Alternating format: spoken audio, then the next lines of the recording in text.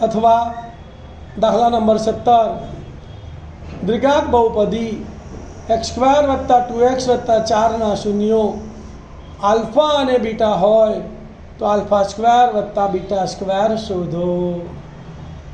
ધ્યાન આપજો, બે દાખલામાંથી તમારે જે સહેલો દાખલો હોય ને એ પસંદ કરવાનો બોર્ડમાં અને એ દાખલો ગણવાનો છે।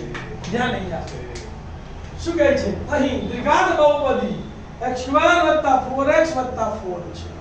તો પહેલા એના અવયવ પાડીને આલ્ફા અને બીટા શોધી કાઢવાના, પછી આલ્ફાનો વર્ગ અને બીટાનો વર્ગ કરી દો એટલે દાખલો પૂરો। તો બહુપદીના શૂન્યો શોધવા માટે p of x = 0 p of x ની જગ્યાએ શું લખીશું x² + 4x + 4। તો માટે x² + 4x + 4 બરાબર 0 મળી ગઈ દ્વિઘાત બહુપદી।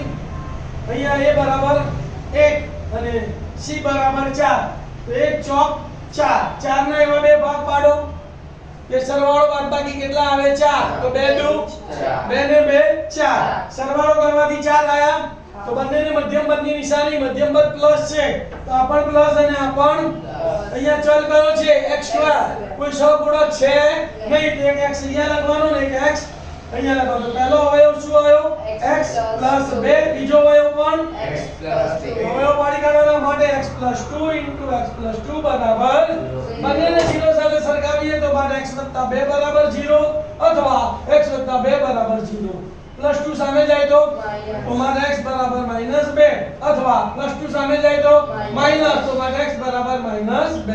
પહેલા શૂન્યને આપણે આલ્ફા કહીશું, બીજા શૂન્યને આપણે બીટા કહીશું। તો તેથી આલ્ફા બરાબર -2 અને બીટા બરાબર પણ -2। આલ્ફા અને બીટા મળી ગયા બસ। તો હવે શું શોધવાનું છે α² + β² બરાબર તો આલ્ફાની જગ્યાએ -2 નો વર્ગ વત્તા બીટાની જગ્યાએ -2 નો વર્ગ -2 નો વર્ગ +4 વત્તાના વત્તા -2 નો વર્ગ +4 4 + 4 એટલે 8 તો માટે α² + β² બરાબર 8 ખ્યાલ આવી ગયો।